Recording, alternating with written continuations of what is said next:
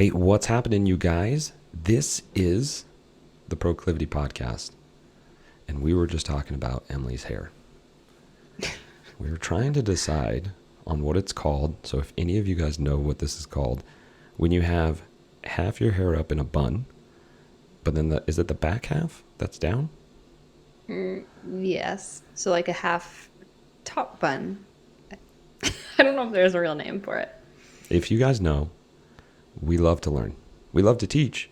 We also love to learn. And so if you guys know, let us know. Shoot us a DM on our Instagram. And if you could tag us in somebody's hair post, even better. Even better. Well, welcome you guys to the Proclivity Podcast. We are here to do one thing and one thing only, to help you live a healthier and happier life by giving you tangible tools that you can actually do. Simple and easy are not the same thing, yet when it comes to nutrition, it is actually quite simple. It gets convoluted. There's a lot of different information out there. It's also a reason why it's a $72 billion industry, because if they keep you confused, you're going to keep searching for an answer. Yet, guess what? Emily, do we have the answer? We do. I'm surprised you didn't say it depends. We do have the answer. And it's called the Proclivity Method. If you are interested in being able to harness the power of metabolic flexibility and create a life that you've always wanted to live, that's what we do. We mix the two greatest things, a life coach and a nutrition coach. We create the Proclivity Method. We would love to have you. If you want to jump on it, visit us, www.proclivity.co. Book yourself a clarity session with Emily and I. We'll party. We'll talk about half top, lower buns. No, we won't. No, we won't. Only about you. Okay, we're going to talk about you. What we're going to be talking about today in episode 79 is something that I have been very excited to talk about, and that is relationships. See, we spend a lot of time with other people, particularly romantic relationships. And if those things are unhealthy, they can actually go downstream to our physical health and affect us physically, mentally, emotionally, spiritually, so many different factors. And we have a special guest today who truly is the best of the best to talk about this, because she is a multi-tool. She's a Swiss Army knife when it comes to being able to help people both psychologically, physically, mentally, emotionally. So let me tell you a little bit about her. Our guest is Brooke Whitley. And Brooke Whitley is a marriage and family therapist, personal trainer, and nutrition coach who specializes in strengthening the mind-body connection for optimal living from inside to out. Brooke especially enjoys working with couples to help find balance, love, and respect within their relationship and within themselves. Brooke is an incredibly empathetic person who is adventurous and a friend we would all want to have in our corner. So without further ado, please welcome to the show, Brooke Whitley. Brooke, hello. Hello. Hi. How are you doing? I'm good. You're too kind. Those compliments, which is something we're going to talk about with relationships, complimenting. Y'all, if you're tuning in, you're about to just get smothered when it comes to relationships and relationship advice. Yet if you're tuning in, it's probably because you might need it. Not saying anything, just saying something. We all could use a little help when it comes to relationships. Would you agree, Brooke? Amen, for sure. Relationships. Yeah. Isn't it interesting that we'll spend so much money on like trying to understand our nutrition or all these like physical aspects, but we won't spend money on being able to understand ourselves and how we interact with other people? Yes. You are talking about why I always wanted to be a marriage and family therapist, even though I worked as a personal trainer and a nutrition coach, because people were coming with uh, eating disorders, being overweight, not making time for themselves. Their body was changing because their family was changing and their relationships were changing. And I just knew in talking to people that it was about their families and their relationships more than it was about whether they were doing the right workout or eating the right food. It, Emily, did you ever have that as a coach? I'm like, oh, wow, there's more to this than just the physical side. Oh yeah, 100%. I tell people all the time, there's only so much I can do in terms of recommending nutrition habits and tips if someone's not willing to dig deeper and get to the root cause of why they're stressed out all the time, of why they're having this central nervous system elevated all the time, right? So yeah, you're speaking our language. And that is why for us at Proclivity, we created the Proclivity method, because we recognized, oh, wait a second, there's a psychological side, there's an identity side, there's a physical side, there's an emotional side. And when we start getting all those aligned, woo, it starts really, really getting good. So, Brooke, how did you get started in fitness? How did that happen for you? Wow, that's a good question. Probably because I came from a family that was not super into emotions. I would say we were more into productivity and athletics and sports and being really into achievements. So I was very achievement driven, and fitness worked for that. She's already tying in the emotional part. I love it. She knows exactly what she's doing. And you've already touched on this a little bit, Brooke, in terms of like, okay, so I had maybe this little bit of dysfunctional pattern of not addressing emotions, yet it's performance related. I moved into fitness, yet then I started seeing like, oh, wait a second, there's still a dysfunction even in something that can be so regulated, such as like performance, your metrics in 1 rep maxes and so on and so forth. There still wasn't being necessarily those results. So then what was the pivot point for you to go, I want to become a therapist? Relationships with other people, them not being able to be proud of themselves and gain the achievements that they wanted, because there were other aspects of their life that needed to holistically be addressed. And that they wanted to holistically address because they wanted to achieve some performance goals. And so you were able to, you are still train, correct? I do. And so do you utilize the techniques you've learned both in nutrition coaching, fitness coaching, and in your studies as a marriage and family therapist to help your clients in the gym? That's a really good question.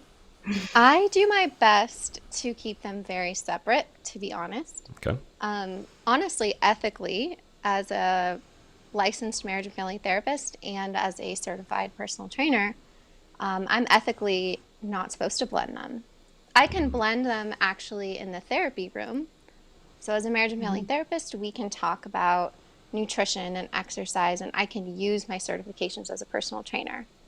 When I'm in the role of a personal trainer, ethically, I'm going to make it clear that I'm not their therapist. That's not to say that many of my personal training clients probably don't keep coming back to me because I offer reflections and at least listen to their stuff about their family and their relationships, to be honest. Right. Right. Ooh, that's really good. All right, guys. So there you go. There you go. To be able to get all of Brooke, you got to get into her office. Yeah. Nice. The personal training, we're just like scratching the surface. Yes. Ooh, there's a plug right there. Don't worry, we'll give you some plugs at the end. I'll give you a plug too, Joel. There's a reason that as a marriage and family therapist, I refer some of my therapy clients to personal trainers in town. I'm more likely to refer to you and Emily first because you guys are going to do more than scratch the surface of personal training. Well, we appreciate that, and we thank you, Yeah. and we know that we refer a lot of people to you as well when it tends to be like, that's a little over our head, or wow, there's a really big relationship issue that needs to be addressed here. And I know from some clients that I've sent to you, you've done incredible work, and they're in some really good relationships. So kudos to you, my friend. Yes, I love to see relationships flourish. That was pretty much my main purpose in deciding to pursue marriage and family therapy. I love it. I love it. Well, let's dive in, because the title of this podcast, I'm sure, is getting a lot of people to pull in, right? Which is your relationship killing you? Right? People are coming back, what? So let's talk about this. Not just like, I know for a lot of people, when they're in a poor relationship, they look like they feel like they're dying. They're like, oh my gosh, this is just so terrible, and I'm just like, I feel stuck, and I don't know what to do, right? Emily, have we ever heard anybody use the word stuck? Yes. Yes. Lots of times. Lots of times.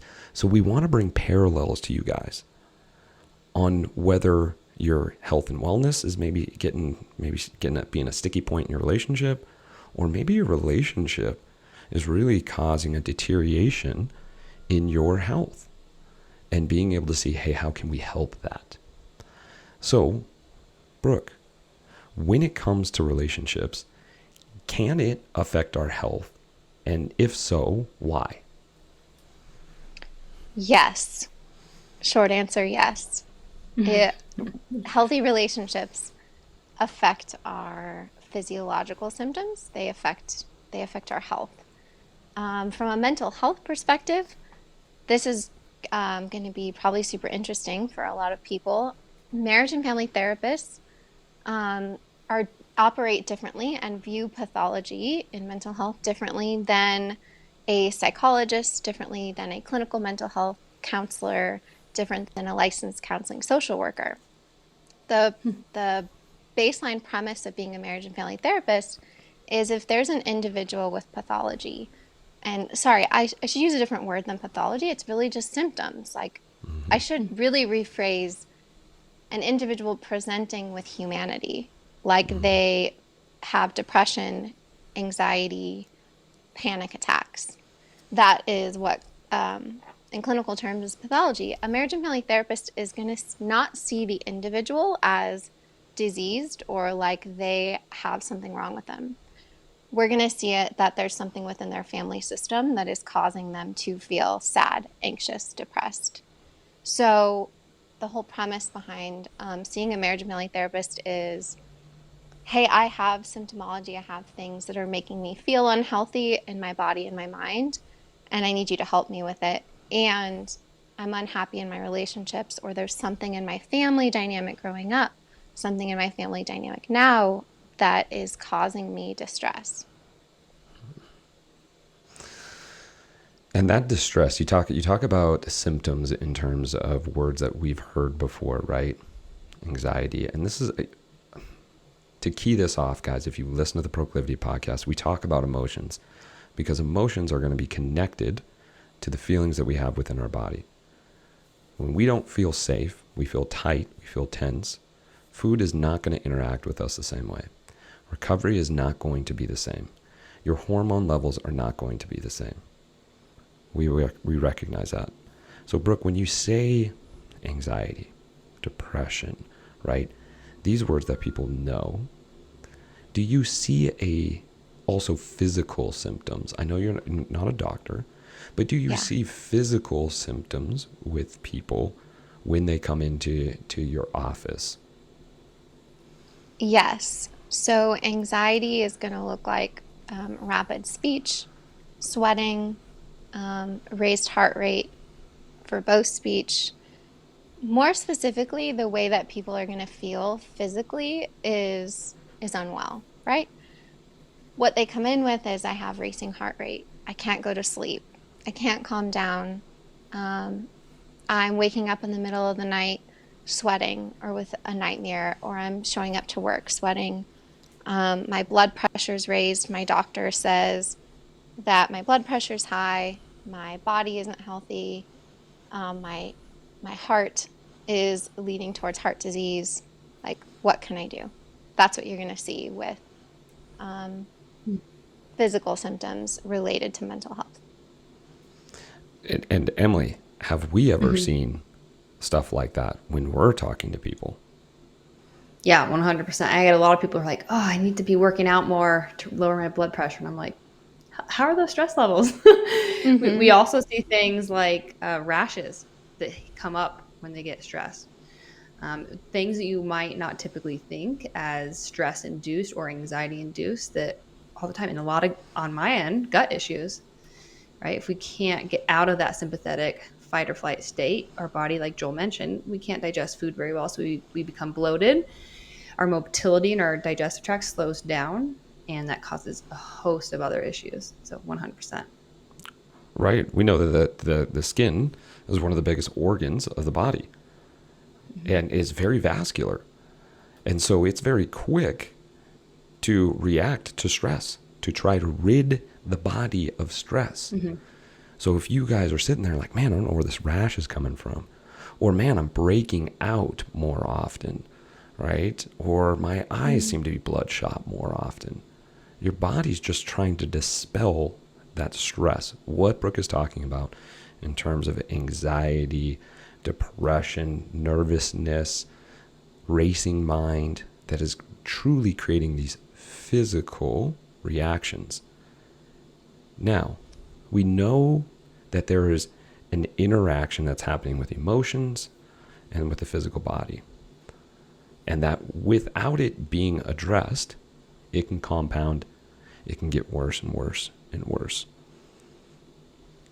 So, when it comes to unhealthy relationships, what is it that is the cause of unhealthy relationships that you see? That's used to you? Is it because, we don't see eye to eye, or I lost, my love for that person, or the passion's gone, or they just don't get me?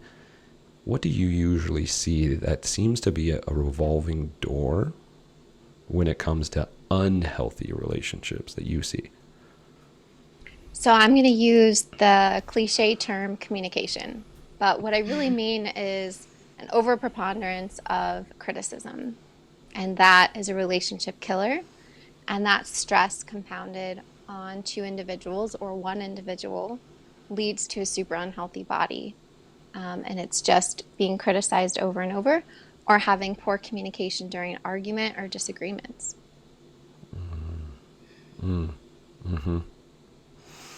So you see people fighting about their kids. You see people fighting about money. You see people fighting about one person's health habits versus the other person's health habits. You see people fighting about how much relationship time they should stay together. So the context is less important than how they're talking about it. How are we going to resolve it? Are we going to have communication skills and compromise skills to resolve it and find a tolerance and acceptance and mutuality with each other as a couple so that both individuals can be happy? And that's, talk about cliche, but being able to find balance within a relationship. And when it comes to balance, both physical balance, mental, emotional balance, it's hard enough when it's just you. Then you throw a whole nother human being in there, right? Who, when you first start dating, you're like, oh my gosh, you complete me, right? And then you let a couple of years go by, you throw a kid in the mix, right? Two careers, and all of a sudden you're just like, no, you break me. What the hell, you complete me? Like, you get the hell out of here. You need to fix you, okay? You know what you need to do? You need to go see Brooke, okay? Yes. Because Brooke's going to help you and fix. You need to go to Proclivity, okay? You need to work out, right? You need to do all of these things. Criticism, there it is. Boom. So what are people supposed to do when there is a unhealthy, because it seems like communication is key here. And in Proclivity, guys, we talk a lot about our words, how our words affect us. And one of the killers is projections. When we start projecting our emotions, our insecurities, our self-doubt onto our partner, we are creating fireworks instead of addressing ourselves and what we need to take care of for ourselves. We're pressing it onto our partners. So if we know that communication and words really matter, how do we create a more fluid relationship? Dialogue. So how can you have a dialogue instead of an argument? Because arguments are what causes the physiological flooding, right? When we're not having a to and fro conversation and a dialogue with our significant other, with our spouse, with our boyfriend, with our girlfriend, we are getting flooded. Our heart rate is raising, our blood pressure is raising, we're getting sweaty. All of those same symptoms we were just talking about, right? That cause stress hormones in our body. They literally raise our cortisol and make us unhealthy.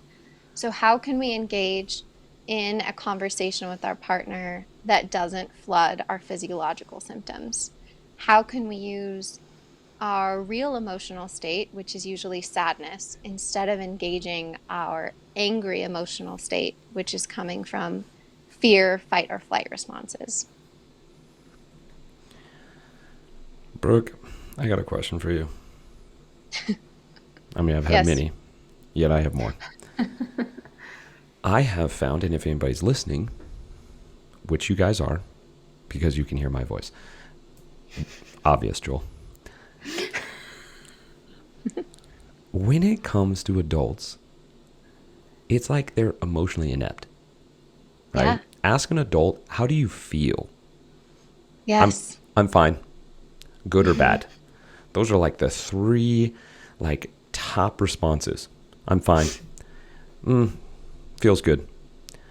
Nah, feels bad. Okay, like there's times where I want to like pull out the sheet, draw the faces, and be like, okay, are you this face? Right? That's concerned face. Are you concerned? Why is it that there's this disconnect? We teach our kids to try to tell us how their emotions are, but then there's like this massive disconnect to emotion, to how we feel, to how that affects our body. How come?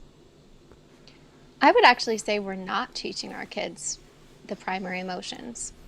So Speak, preach. one of the best things that I've learned, actually not as a couples therapist, but as an individual therapist, are the primary emotions and the function of each emotion. What I'm teaching is individuals, and then individuals in a couple, to be able to say, I feel. But I feel with an actual reflection of their emotion. But if we don't have definitions for the primary emotions or even know what they are, we can't use effective communication skills. So honestly, today, like talking about the difference between anger and sadness would probably be really helpful. We aren't teaching our kids what the primary emotions are, and we as adults don't know what they are either. And when you talk about primary emotions, is there like, it makes me like question like, oh, okay, is there like 10 primary emotions I need to know? Like sad, mad, happy. Tell me, Emily, did you go there? Did your mind go there? Yeah, I want to know exactly what those are. Yeah. Yes. You can Google it, and there's lots of different ideas. The 7 that I go off of are sadness. Let's see if I can get them all. Anger, joy, envy, Ooh. jealousy, shame, and guilt. Ooh. And those are the 7 primary emotions we can kind of deduce towards. There are also secondary emotions. So all feelings and emotions are valid. They're all valid. whether we're using the primary emotion when we're communicating is what I'm talking about. So if I'm in a relationship and I'm arguing with someone and I say, I hate you, I feel so upset with you right now, that's not my primary emotion. That's my secondary emotion and my reaction. My reaction is, I want to flee and get the heck out of this. What I actually feel is really sad. I feel really sad because I feel like I'm going to lose this relationship right now. Or I feel neglected, criticized, uncared for, X, Y, and Z. But we're not actually saying the primary emotion when we're arguing. We're saying all the secondaries. Which brings up such a great point. It's one of the points that we make in Proclivity. People tend to, due to the fact of the diet industry, classifying foods as good or bad. Yeah. Right? I can tell you this, folks. I'll tell you what food is not good. Gasoline. Okay? Gasoline is not good as a food. Don't eat it. Okay? Yes. Very dangerous to your health. Yet, all food has nutrients and has something to tell us. Now, we may eat a whole cake, and trust me, that food will have something to tell us. Same with our emotions. People tend to run away from guilt, shame, anxiety, fear, instead of being curious and going, wait a second, how come? Where's that coming from? Are you trying to teach me something? Fear, anxiety? And instead of constantly trying to press it away, I don't want to feel fear, I don't want to feel anxiety. And instead going, here actually, anxiety, come here. Come sit next to me. You're my buddy too. Just like joy's my buddy. And we allow that emotion to be there. Now, just like food, we're able to disconnect from this constant press of what's good and bad and this huge pull. Do you agree with that? Yes. You, I won't go into it too much, but you used a term or referenced a term in therapy called splitting, which is something is all good or all bad. And sometimes when someone's bringing up an emotion in us that we want to avoid, we then put them in the all bad category or put ourselves in the all bad category.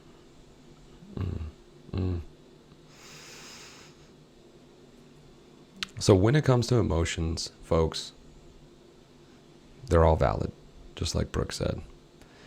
Yet, those emotions can get the best of us.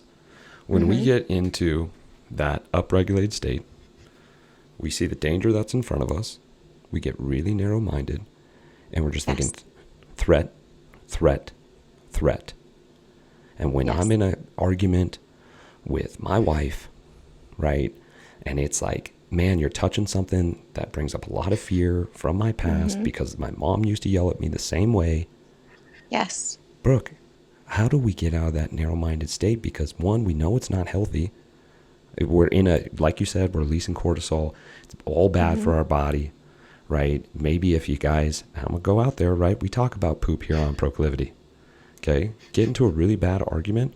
See if your stool is normal. Either you're going to be constipated or two, you're going to have some diarrhea. There might be some head shaking right now who are listening like, oh my gosh, that's true. That's totally true, right?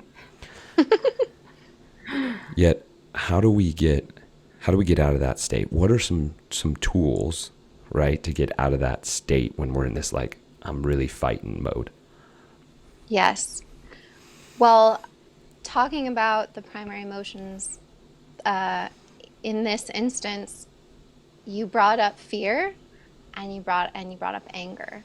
And anger, the function of anger is to get big and scary, to create distance between us and the thing that's scaring us, right? So if you're trying to get your partner to be more distant from you, then use anger. If you're trying to create connection and heal, the function of sadness is to heal. So I'll just leave that right there. But the function of anger and to use it is actually to get big and scary if there's a bear attacking your family.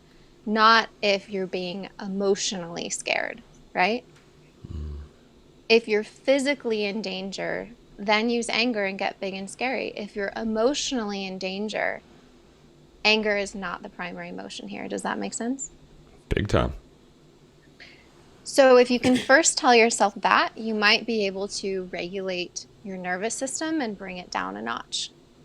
If you can't, right, your nervous system is engaging in norepinephrine, epinephrine, getting really stressed, I would disengage, right?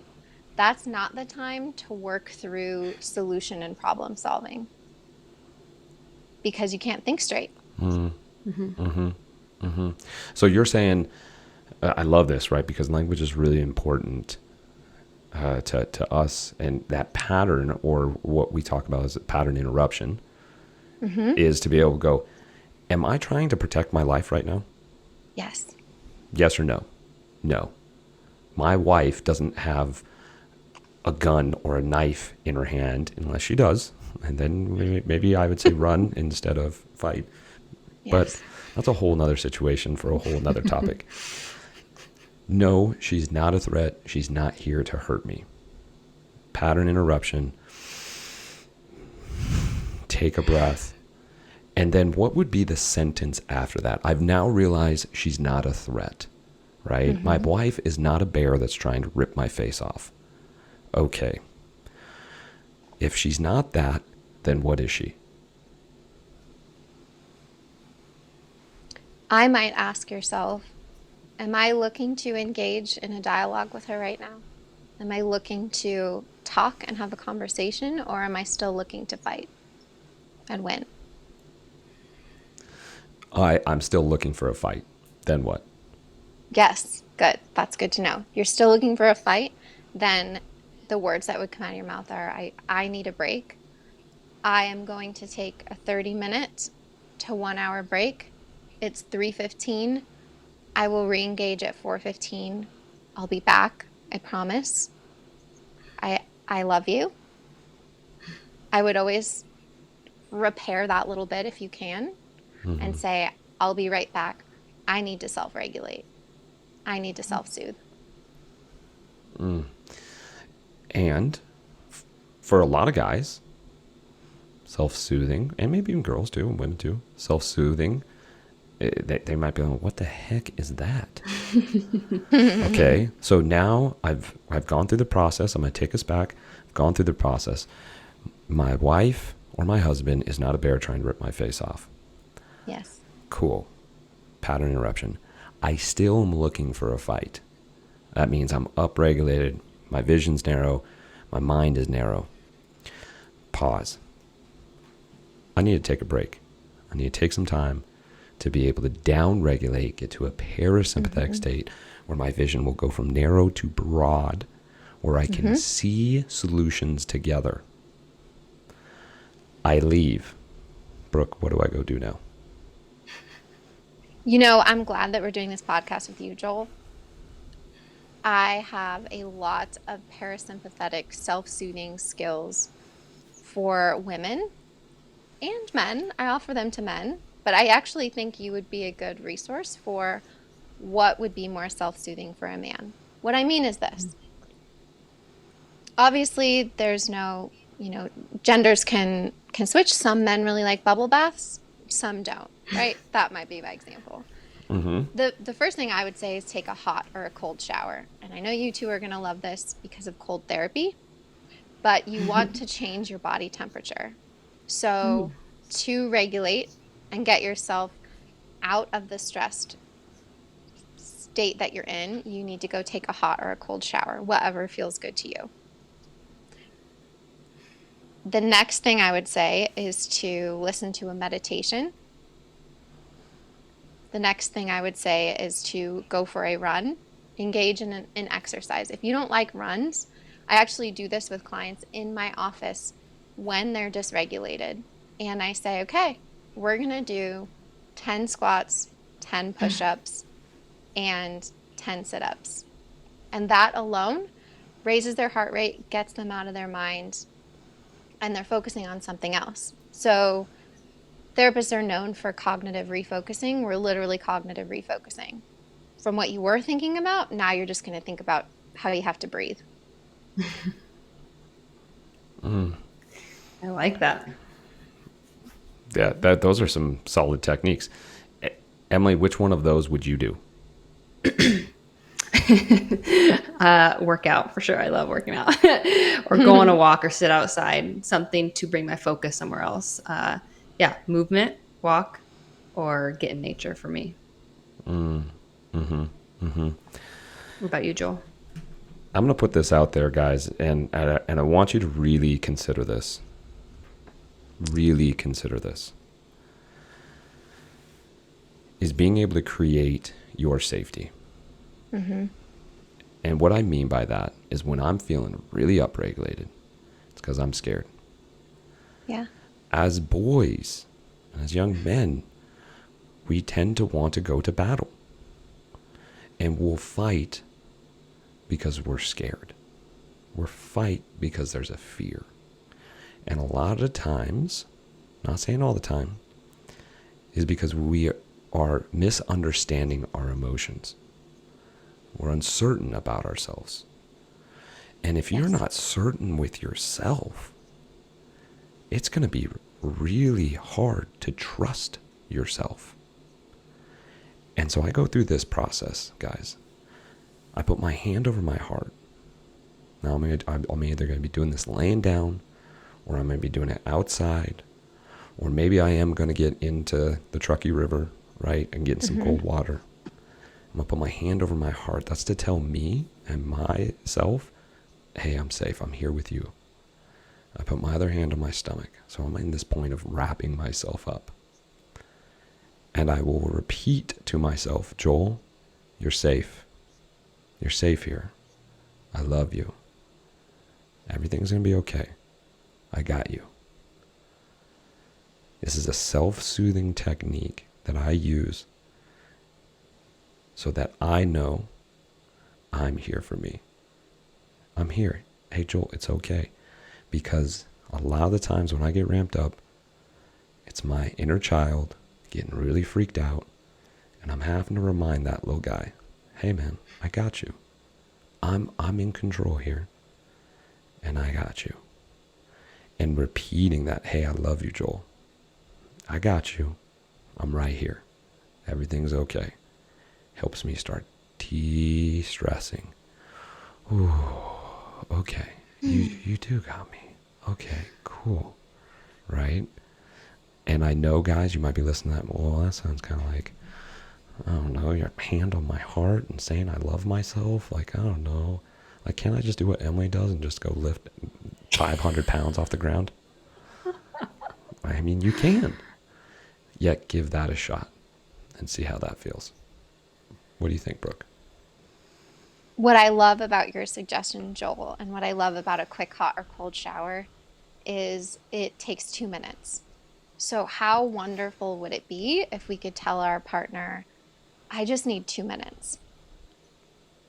All I'm going to do is go in the next room and I'll be right back. And you do that. You soothe your inner child and you come back out as an adult, ready to engage in adult conversation. And it took 2 minutes. And repetition is the mother of all skills, folks. Yeah.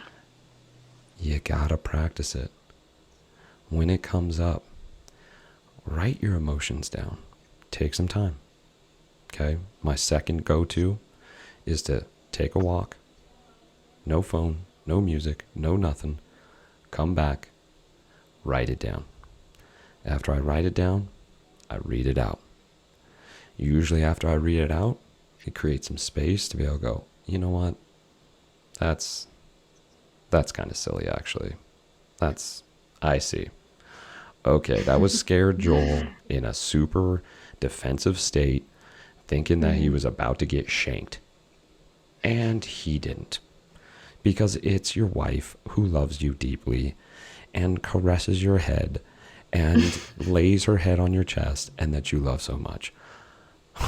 okay, now you can come back. And the first thing is just open arms. Like, get over here. I love you so much. Let me give you a little kissy. And we're good to go. How about open arms for a hug? Because what does a hug do physiologically for us? Releases the feel goods. Yes, oxytocin. It brings down our neurotransmitters that are freaking us out. A hug will restart a conversation.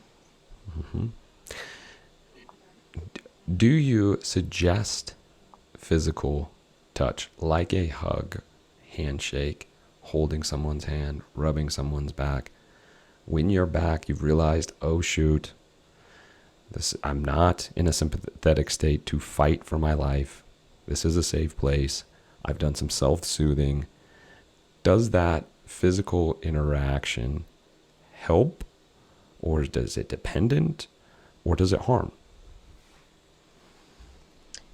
Yes. So what you're talking about is a physical bid for affection. A bid for affection is always a good idea with your significant other.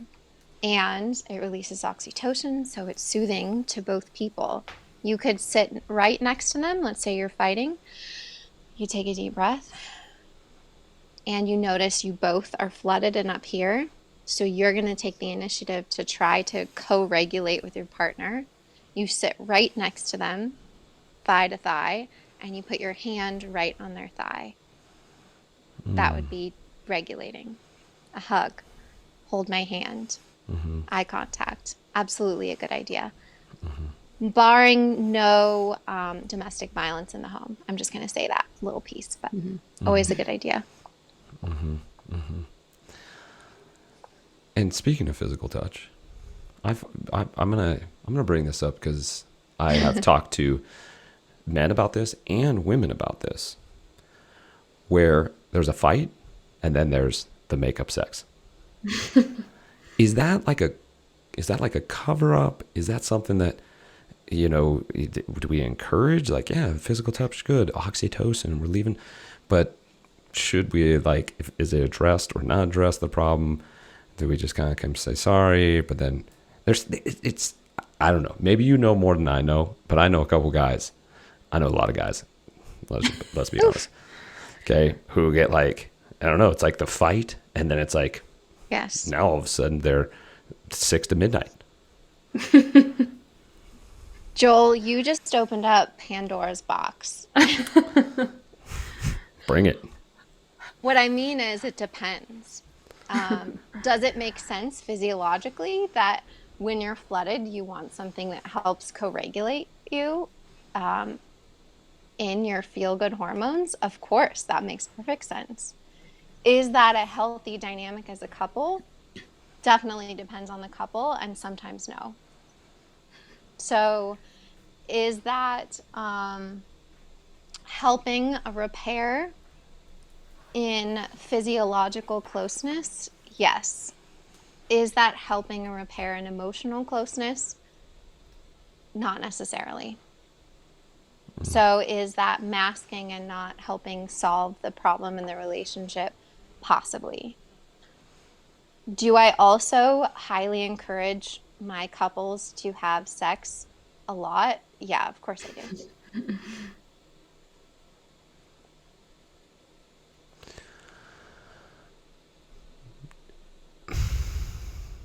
So many different ways that we can go.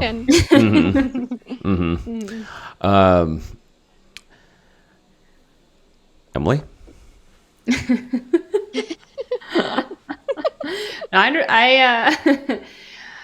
That makes sense to me. Yeah.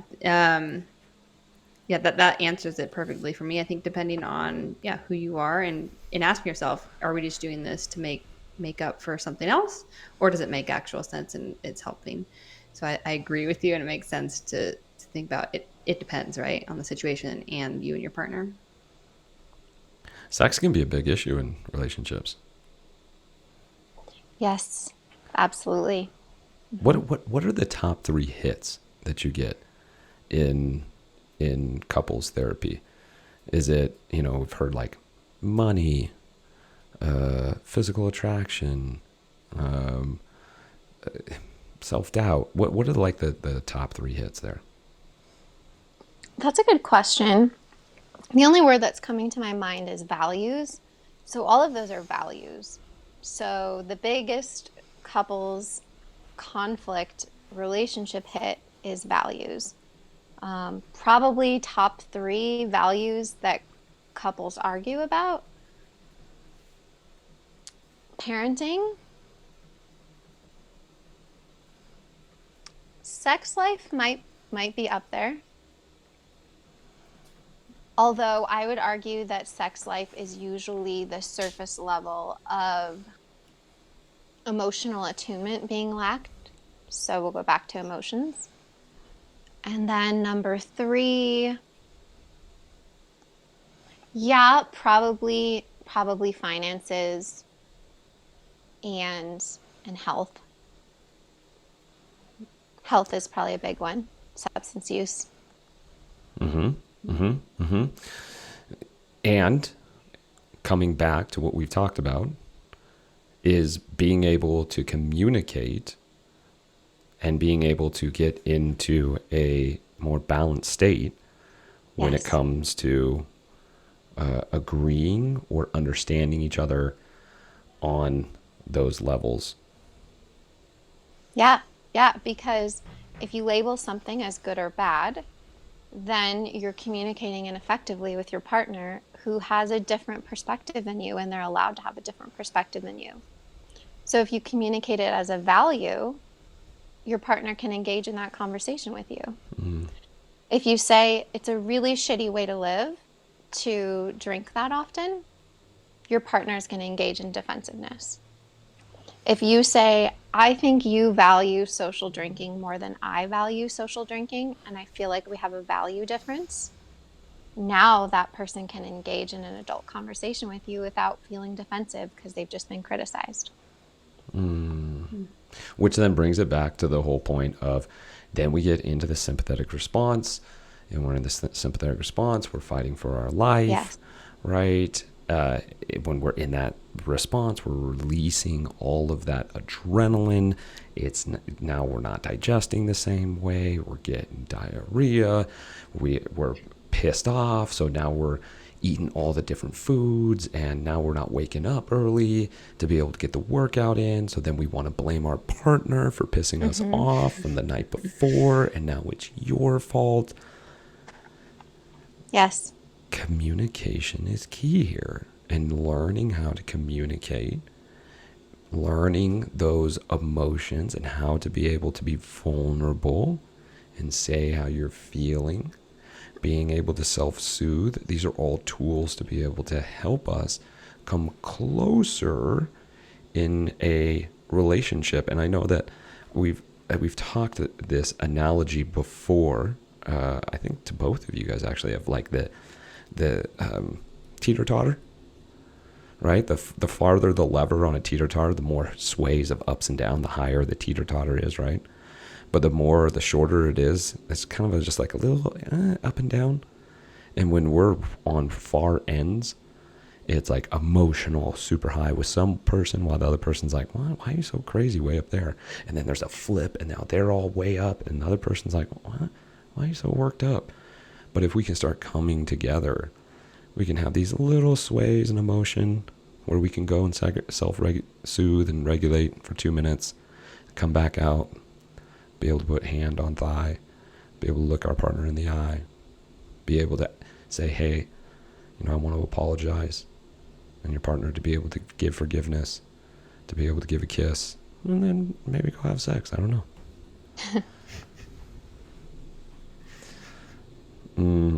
This is real good. Emily, you having fun? Yeah, this is great. Yeah. I have a question on that values part. So some people might be listening and thinking, okay, that makes total sense how to rephrase that. But we've been in this habitual way of communicating our whole lives, right? So what's a way to remember that when you're in that position, right? And being like, what did Brooke say? Like, how do we do this? How do I rephrase this? Is there a go-to for you? And thinking, what comes to mind for me is like, okay, go back to the values. what do I value differently than them? But is there something else that you go to for that as a tip or tool?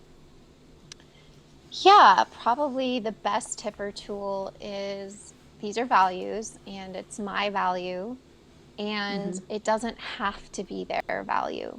So I've been in very committed relationships, right? I've been married and divorced. I've been in 2 other committed relationships. And I know how this dance works, which means there's a balance, talking about the teeter-totter, between are my values being honored by my partner? No, that they're not. Okay, now what do I do? Do I just leave this relationship or do I implement tolerance? So the answer to your question, Emily, is tolerance. Like, these are my values. They don't have to be my partner's values. Is it nice when they are? Yes. But if we start saying that every couple has to agree on values, then we'd have a lot of divorces, which we do. So I'm in the game of keeping people together and keeping divorces not a part of the trauma within families anymore. So the answer is, it's okay if I implement things differently than my partner implements things. And how can I tolerate and operate within that? Yeah, that makes sense. So going back to, yeah, what am I willing to tolerate? How can I shift my perspective on that and how I communicate that? That makes sense. Now, is that really invalidating to people, right? Yes, it is. Which is like, how am I supposed to stay in this relationship when I'm so unhappy, though? So it's really invalidating for a therapist to say, tolerate, right? So I get that as a therapist, and that's not the full solution. The full solution is, how do I communicate this more effectively then to get my partner to engage with me? If they're not engaging with me about what I want to talk about, I can probably improve my language and communicate and get them to engage better so that we can compromise and come to a solution that works for both of us to stay in this relationship regarding this value. Did I answer your question, Emily? Yeah, and it was leading exactly to what the specifics of what I was questioning is, like, how do I improve my language if you're just starting out, right? And I know we work a lot of that, and you help people with that specifically, but are there any simple go-tos to reframe yourself where you're like, man, now I'm practicing reframing my language. How do I start implementing that? Yeah. Two simple resources and then one simple thing. I and we statements. Avoid you statements at all costs. Literally, never say never, but do not use you in a dialogue with your partner. You can reframe using I and we for every sentence, almost every sentence you need. So I'm feeling sad, I'm feeling overwhelmed, I'm feeling tired, and I would love it if we could engage in solutions regarding this thing. We could do such a better job at this, right? We lack connection. We statements and I statements. So if you stick to that in an argument with your significant other, most likely you will not engage in the defense mechanisms, which are fight, flight, or freeze, right? So you're trying to avoid the person across from you from getting defensive. So stick with I and we statements. Perfect. The two resources, do you guys want them? Bring it. Okay. Gottman Institute. If you have not heard of them, if you are in a relationship and you're struggling with relationship communication, just Google the Gottman Institute. They have resources available online. It's so great. Could you find a couples therapist? Yes, you could. That would be great too. But the Gottman Institute, the Gottman Four Horsemen, the Gottman, you could Google that, Gottman Four Horsemen. The other book I have with me, which is perfect, is called The High Conflict Couple by Alan Frazzetti. Beautiful. And those two resources, I would just study up. They're really great. Awesome. I love it. I love it. Now we've covered a lot today, guys. And relationships are dynamic. Okay? Just like you yourself are dynamic. And here at Proclivity, we really believe investing in ourselves. Emily and I invest in ourselves. We're literally looking to invest in ourselves in the next month. And it's a high amount of money. And we do that because even as coaches, even as therapists, we know we need a guiding hand. And so if you're out there and you haven't gotten a therapist, you haven't gotten a coach, and you're trying to crawl yourself out of a brown paper bag with no flashlight, reach out. Reach out. Reach out to Brooke. Reach out to Emily. Reach out to me. Reach out to people you know and trust and who are educated to be able to help. Because when you find that you can get out of that cycle or that pattern, it is well worth the investment. The investment of your time, your emotions, your finances, without a doubt. And Brooke. Yes. Hey, Joel. Hey, Brooke. One of the questions, because with this whole thing is it's talking about, hey, how it affects our health. Have you had couples who you've worked with for, say, 3 to 6 months, who came in physically looking XYZ, and 6 months later, you're not doing any nutrition or diet plans or anything else? Was there a physical change? Did that happen? Absolutely. Absolutely. Now, I don't get to do the blood work as a therapist. I mean, I could request it and see their blood work changes. Their physical appearance in their body language and how they carry themselves. Are they slunched in session, or are they upright, bushy-eyed, excited to tell me things? I've seen it with couples, and it's because there's some sort of grievance or emotional attunement that they wanted and needed to engage in their relationship, and they found it, and it's life-changing. I don't know what else you guys need. I don't know if you want to change your life, but life-changing sounds real dang nice to me. So, Brooke, we ask this of all our guests at the end of the show. Why? Because usually the last thing that they hear, they remember. What are the top 3 tips? And you've given some great stuff throughout this entire time, right? Self-soothing, avoiding you statements. What are your top 3 tips that you would give when it comes to creating a healthier relationship? I am going to take from the Gottmans. I brought them up before. They are the best researchers in couples, relationships, and healthy relationships that don't end in divorce. So that's kind of what we're all looking for. If you want to research keeping your relationship healthy, that would be your go-to. Number 1, accept influence. Number 2, dialogue about problems. And number 3, practice self-soothing. And self-soothing has a lot to do with your physical health. So accept influence from your partner, dialogue and talk, and take care of your health. And give me the tangible there in that. Okay. The first 2, right? We talked a little bit about self-soothing and the tangibles there, but like let's talk about the first 2. What does that look like for someone? Okay, accepting influence. That would look like listening. So when we're fighting, we're often listening to respond. We're not listening to hear. So accepting influence means you have shared with me that you would like me to make the bed every morning.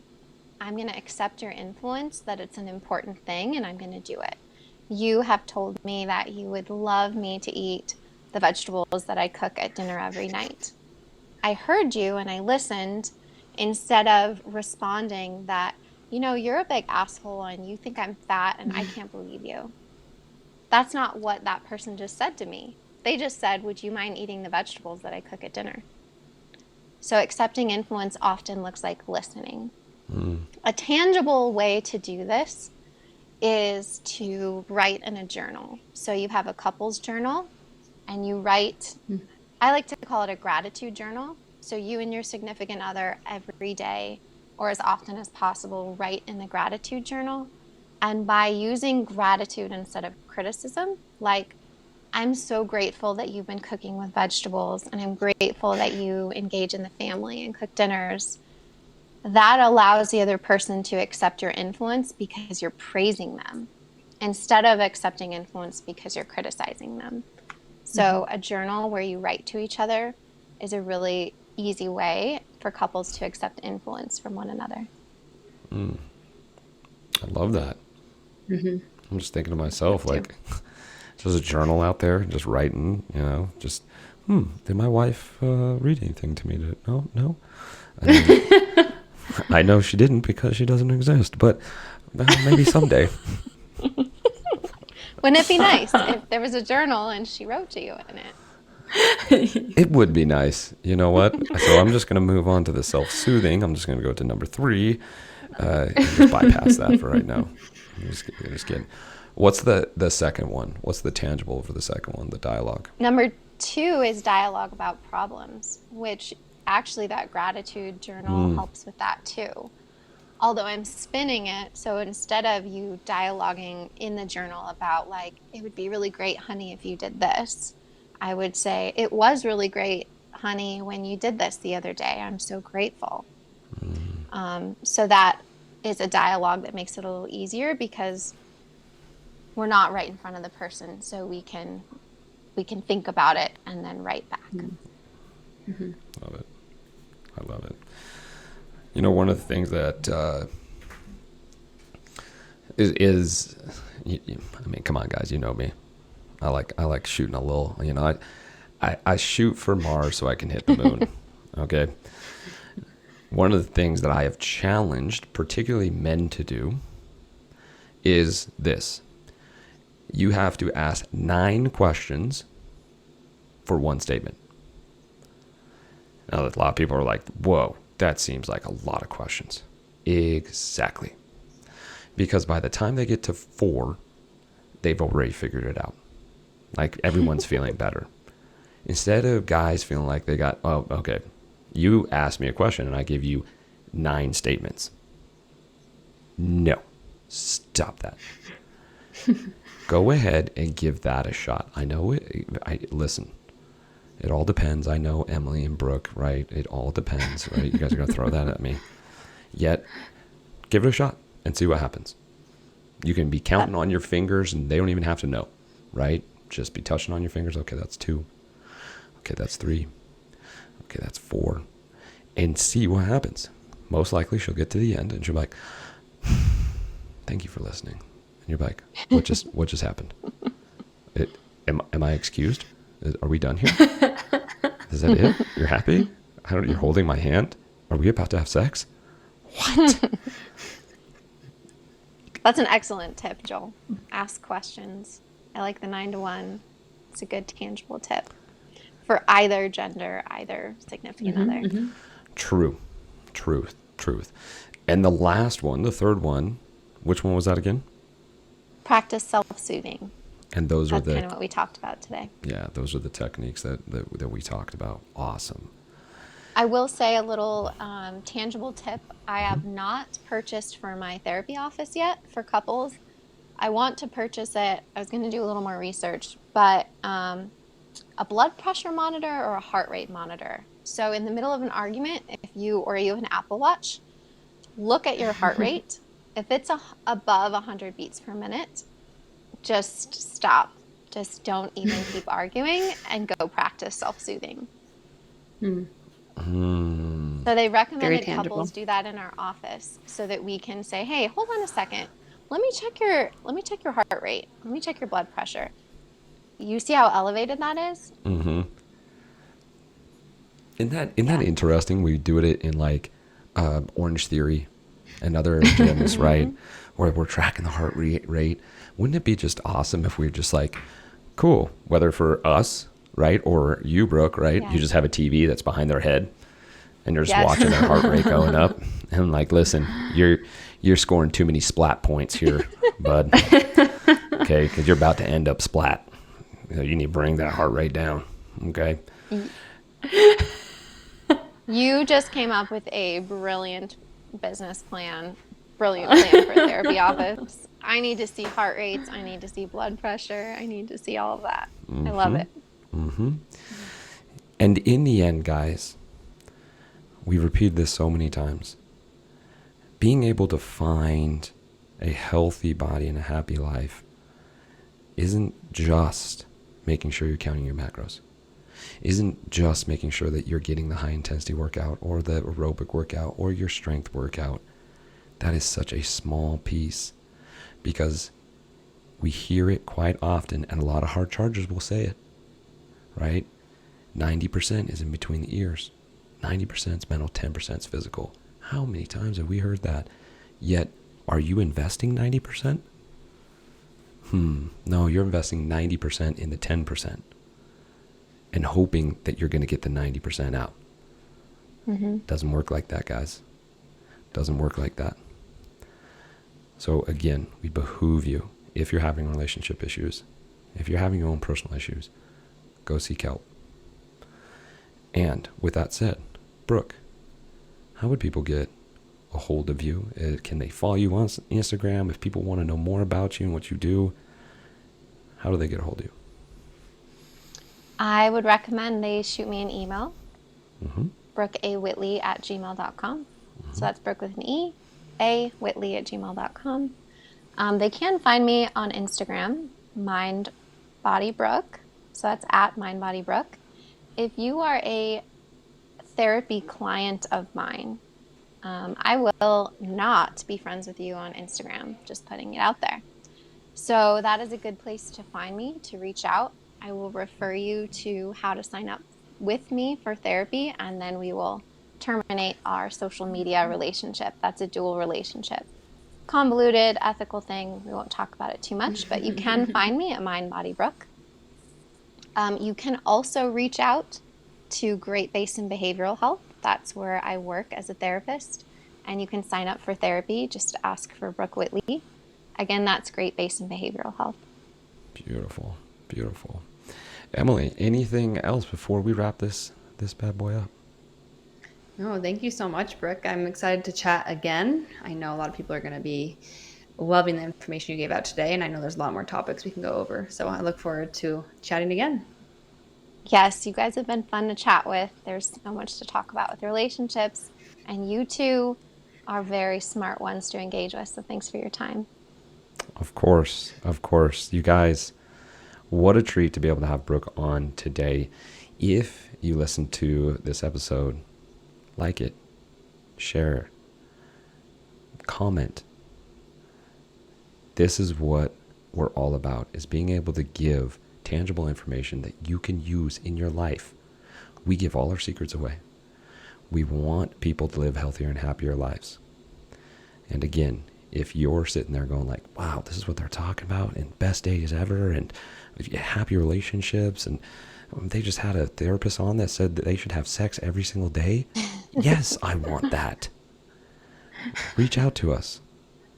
We want sex every day too, okay? Truth. Hashtag truth. Best day ever, okay? Reach out to us, www.proclivity.co. We'd love to be able to talk to you about what we do here at Proclivity. And, of course, reach out to Brooke. She's incredible. We refer all of our clients to Brooke if she has time to take them, because she's getting busy because she's that good. Brooke, thanks again for coming on the show. We'd love to have you again. We'll get even deeper next time. Thank you for having me. You're welcome. All right, you guys. Until then, best day ever. Ever. Yeah.